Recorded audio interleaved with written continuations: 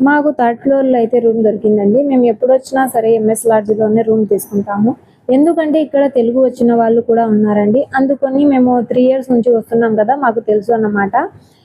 ఎప్పుడొచ్చినా సరే ఇదే లాడ్జ్‌లో అయితే రూమ్ తీసుకుంటామండి. ఇక్కడైతే లిఫ్ట్ కూడా ఉంది. లాడ్జ్‌లో లిఫ్ట్ ఉంటే పేషెంట్‌లకి కూడా చాలా సౌకర్యంగా ఉంటుంది. నిజమే గదా!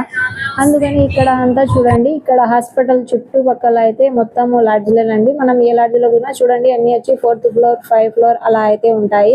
ప్రతి ఒక్క లాడ్జ్‌లో అయితే ఇక్కడ లిఫ్టులు అనేవి అవైలబుల్‌గా ఉంటాయండి. ఎటువంటి ఇబ్బంది అనేది ఉండదనమాట పేషెంట్‌లకి. ఇక్కడైతే చూడండి రూమ్‌లయితే ఇలా ఉంటాయి. ఇటు సైడ్ ఒకటి, అటు సైడ్ ఒకటి.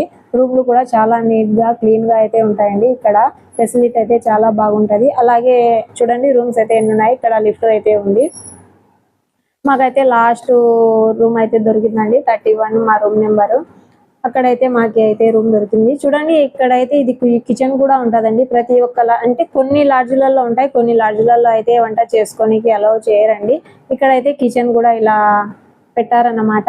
ప్రతి ఒక్క ఫ్లోర్‌లో అయితే ఉంది. అంటే బయట తినని వాళ్ళు ఇక్కడ చేసుకొని కూడా ఇలా వంట చేసుకొని తినొచ్చండి. ఇదిగోండి రూమ్ అయితే ఇలా ఉంటది. మా ఆయన స్టాండు అయితే మేము ఇంకా మా వెంటనే ఉంది అన్నమాట. తప్పనిసరి ఇంకా అది అయితే. ఇలా అయితే రూమ్ అయితే ఉంటదండి. చూడండి త్రిబుల్ బెడ్ అయితే తీసుకున్నాము. ఎందుకంటే మేము ముగ్గురం ఉన్నాం గదా! అలాగే డబుల్ దొరుకుతుంది, త్రిబుల్ దొరుకుతుంది అండి. సింగిల్ ఉన్న వాళ్ళకి సింగిల్ రూమ్ కూడా దొరుకుతుంది. ఇలా టీవీ కూడా ఉంటదండి. ప్రతి ఒక్క రూమ్‌కి టీవీ ఉంటది. ఇంకా మాకైతే ఈరోజైతే అపాయింట్‌మెంట్ ఉందన్నమాట. ఇది నెక్స్ట్ డే అండి ఉదయము.